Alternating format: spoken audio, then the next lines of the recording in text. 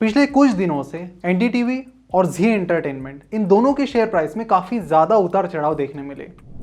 लेकिन आपको बता दूं कि इसके पीछे एक ऐसी कहानी छुपी हुई है जिससे ज़्यादातर जनता अनजान है, और इसी के बारे में आज हम बात करने वाले हैं। तो पॉपकॉर्न लेके रेडी रहिए, क्योंकि ऐसी स्टोरी शायद ही आपको नेटफ्लिक्स और अमेजन प्राइम पर देखने मिलेगी।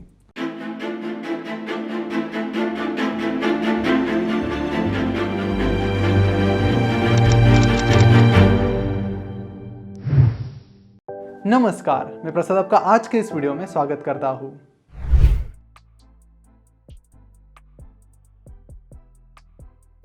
सितंबर यानी सैटरडे को एक पत्रकार ने ट्वीट किया कि अदानी ग्रुप एक मीडिया हाउस को खरीदने जा रहा है, और ये मीडिया हाउस काफ़ी ओल्ड है और साथ ही इस डील की साइज 1600 करोड़ के करीब है।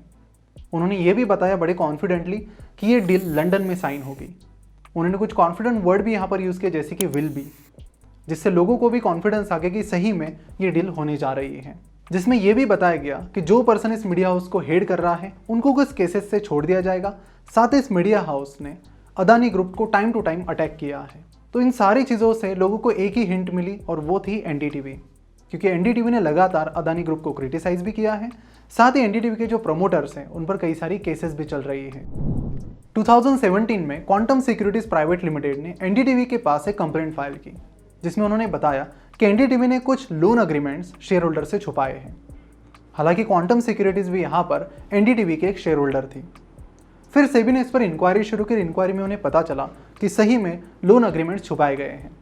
यहाँ पर एनडीटीवी ने आईसीआईसीआई बैंक और विश्व प्रधान कमर्शियल प्राइवेट लिमिटेड के साथ कुछ लोन अग्रीमेंट्स किए थे, और इसके बारे में शेयर होल्डर्स को इन्फॉर्म नहीं किया गया। बाद में ये आरोप सही साबित हुए, और सेबी के ऑफिसर ने कहा कि इस तरह के जो फ्रॉडुलेंट एक्ट है ये सिक्योरिटीज मार्केट के लिए अच्छे नहीं हैं, और इसलिए उन्होंने उन पर 27 करोड़ का जुर्माना लगाया। तो एनडीटीवी के प्रमोटर्स प्रणॉय रॉय और राधिका रॉय इस केस में फंस गए थे। इसके बाद इनसाइडर ट्रेडिंग के भी कुछ आरोप उन पर लगे। उस आरोपों के तहत 16 करोड़ का इलीगल प्रॉफिट प्रणॉय रॉय और राधिका रॉय ने कमाया था, जिसके बाद सेबी ने उन्हें 2 साल के लिए सिक्योरिटीज मार्केट से बाहर कर दिया। तो इसके बाद कुछ मीडिया हाउसेस ने भी इस न्यूज़ को कवर करना शुरू किया, और उसमें उन्होंने क्लियरली एनडीटीवी का नाम लिया, जिससे लोगों को भी लगा कि सही में एनडीटीवी को अदानी ग्रुप खरीदने जा रहा है। और इसी रूमर के चलते मंडे को शेयर प्राइस में 10% का इजाफा हुआ। जैसे ही 10% का इजाफा हुआ तो सेबी को भी यहाँ पर कुछ डाउट आने लगा कि ऐसा क्या हुआ एनडीटीवी में अचानक कि यहाँ पर अपर सर्किट लग गया। उस पर सेबी ने एनडीटीवी से क्लैरिफिकेशन मांगा।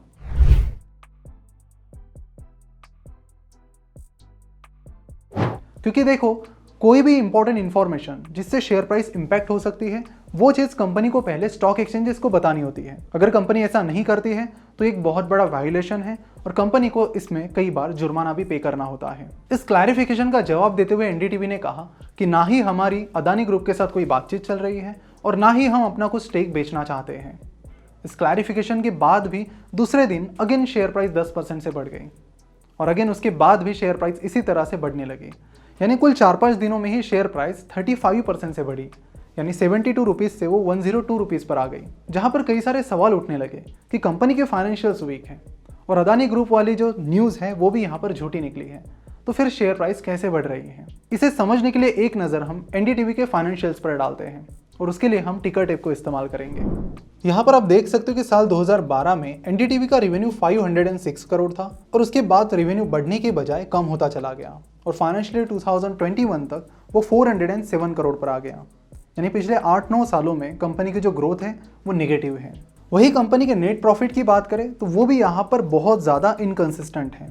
सिर्फ कुछ ही सालों में यहाँ पर कंपनी ने प्रॉफिट कमाया है, और अगर आप उन सालों को गौर से देखते हो तो आपको पता चलेगा कि जिन जिन सालों में कंपनी को अच्छा खासा प्रॉफिट हुआ है उन सालों में कंपनी का अदर इनकम बढ़ गया था, इसीलिए कंपनी को ज़्यादा प्रॉफिट हुआ था।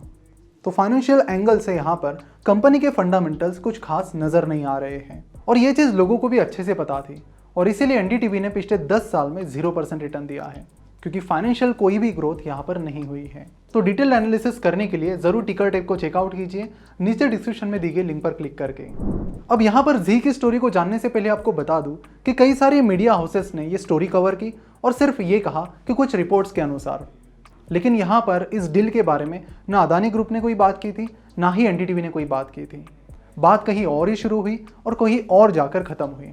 जिसमें फंस गए तो वो थे आम इन्वेस्टर्स। सो जब भी किसी न्यूज़ के बेसिस पर आप अपने ट्रेडिंग डिसीजन लेते हो तो ज़रूर उसे क्रॉस चेक कीजिए और जो रिपोर्ट्स मीडिया हाउस ने बताई है उन्हें भी क्रॉस चेक कीजिए, क्योंकि कहीं गलती से वो चीज़ें रूमर्स ना निकले।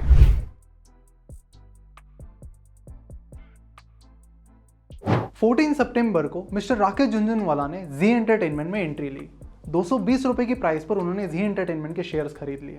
उसके कुछ दिन बाद ही ब्लैक रॉक, जो कि दुनिया का सबसे बड़ा हेज फंड है, उसने भी जी एंटरटेनमेंट में एंट्री ली और उसके बाद भी शेयर प्राइस लगातार बढ़ती चली गई। और फिर उसके बाद जी एंटरटेनमेंट और सोनी पिक्चर्स, इन दोनों की मर्जर की न्यूज़ आई और मर्जर की न्यूज़ आने के बाद कंपनी की शेयर प्राइस बहुत तेज़ी से आगे बढ़ी, जिससे जिन इन्वेस्टर्स ने कंपनी में बस एक हफ्ते पहले इन्वेस्ट किया था उन्हें बहुत ज़्यादा रिटर्न मिल गए, 60% से भी ज़्यादा रिटर्न। यहाँ पर मिस्टर झुनझुनवाला ने लगभग हर दिन 8 करोड़ का रिटर्न कमाया है पिछले 8-9 दिनों में। यहाँ पर शॉकिंग चीज़ ये है कि जिस इन्वेस्को ने एक्स्ट्राऑर्डिनरी जनरल मीटिंग बुलाई थी ताकि एमडी और सीईओ मिस्टर पुनीत गोयनका को कंपनी से हटाया जाए, उन्होंने अब कोई आशंका नहीं जताई है, क्योंकि जो मर्ज एंटिटी रहेगी उसके एमडी और सीईओ भी मिस्टर पुनीत गोयनका ही रहेंगे। जिससे एक बहुत बड़ा सवाल उठाया जा रहा है कि अगर उन्हें हटाना ही नहीं था तो फिर एक्स्ट्राऑर्डिनरी जनरल मीटिंग क्यों ली गई।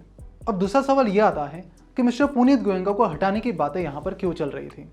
पहले तो उनके पास कंपनी का बहुत ही कम स्टेक है और इसकी भी एक बड़ी इंटरेस्टिंग स्टोरी है, और दूसरी चीज़ है कि उन पर कई सारे आरोप हैं कॉर्पोरेट गवर्नेंस के। कुछ साल पहले कंपनी के फाउंडर और पुनीत गोयनका के फादर सुभाष चंद्र गोयनका ने कंपनी के शेयर्स कोलैटरल रख के, यानी बैंक के पास गिरवी रख के काफ़ी सारे पैसे लिए थे और उन पैसों से उन्होंने कई सारे बिजनेसेस शुरू किए, जैसे कि सोलार प्लांट खड़े किए, power plant, education, financial services, इन जैसे अलग अलग बिजनेस में एंट्री की। लेकिन ये बिजनेस कुछ खास नहीं कर पाए, जिसकी वजह से पैसा चुकाना उनके लिए डिफिकल्ट जाने लगा। जब भी आप बैंक के पास अपने शेयर गिरवी रखते हो और उसके बदले में लोन लेते हो और वो लोन आप चुका नहीं पाते हो तो वो बैंक आपके शेयर्स बेच देती है, और इस केस में भी यही हुआ। सुभाष चंद्र गोयनका बैंक के पैसे लौटा नहीं पाए, जिसके बाद बैंक्स ने उन शेयर्स को ओपन मार्केट में बेचना शुरू किया। साथ ही मिस्टर गोयनका ने भी पैसे ना चुका पाने की वजह से अपना कुछ स्टेक बड़े बड़े फंड्स को बेच दिया और उन पैसों से बैंक्स का लोन चुकाया। इस पूरी प्रोसेस में जिस कंपनी के ऊपर उनका हक था, मेजॉरिटी शेयर होल्डिंग थी, उसका हक उन्होंने खो दिया और उनकी शेयर होल्डिंग कम होकर सिर्फ 4% के करीब आ गई। और जब प्रमोटर्स का स्टेक कंपनी में इतना कम हो जाता है तो उनका ज़्यादा कंट्रोल कंपनी में नहीं रहता है, और इसीलिए कंपनी के बड़े इन्वेस्टर इन्वेस्को फंड ने उनको हटाने की कोशिशें जारी की, क्योंकि उन पर कॉर्पोरेट गवर्नेंस के आरोप थे। पिछले एनुअल जनरल मीटिंग में शेयर होल्डर्स ने एक सैलरी हाइक डिसाइड की थी सीईओ के लिए, यानी पुनीत गोयनका के लिए, लेकिन उसके ऊपर उन्होंने 60% और हाइक ले ली, जबकि कंपनी के किसी भी और एम्प्लॉय की हाइक यहाँ पर नहीं हुई थी। और अगर आप कंपनी के फाइनेंशियल्स यहाँ पर देखते हो तो रेवेन्यू यहाँ पर ज़रूर बढ़ा है।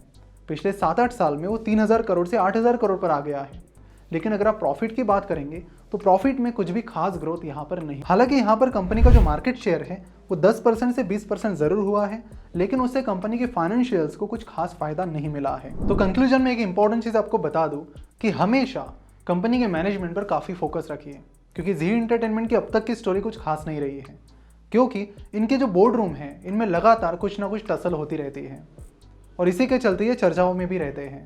तो सिर्फ हम कह रहे इसलिए नहीं, लेकिन कोई भी कंपनी हो उसका मैनेजमेंट आप चेक करो और कॉर्पोरेट गवर्नेंस पर बहुत ज़्यादा फोकस करो। ऐसे ही डिटेल स्टोरीज के लिए पॉपकॉर्न टब लेकर हमारे साथ बने रहिए। लेकर आ रहे हैं हम एक स्पेशल गिव अवे हमारी एक्सक्लूसिव कम्युनिटी के लिए, और जिसमें से 5 विनर्स को मिलेगा हमारा प्रीमियम मर्चेंडाइज। इस एक्सक्लूसिव कम्युनिटी का हिस्सा बनने के लिए आपको सिर्फ नीचे डिस्क्रिप्शन में दी गई लिंक पर क्लिक करके अपस्टॉक्स के साथ डीमैट अकाउंट खोलना है, जो कि फिलहाल बिल्कुल फ्री है, जिसके साथ आपको मिलेगा 250 रुपीज़ का अमेजन का वाउचर। जैसे आप अकाउंट खोलते हो 2-3 दिनों के अंदर ही आपको अमेजन का वाउचर और एक्सक्लूसिव कम्युनिटी का एक्सेस आपके ईमेल पर मिल जाएगा। तो आपका ईमेल आईडी ज़रूर चेक कीजिए।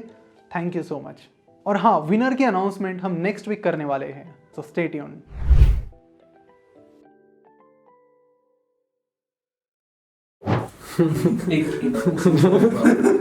आप मेरा बात कर रहे थे।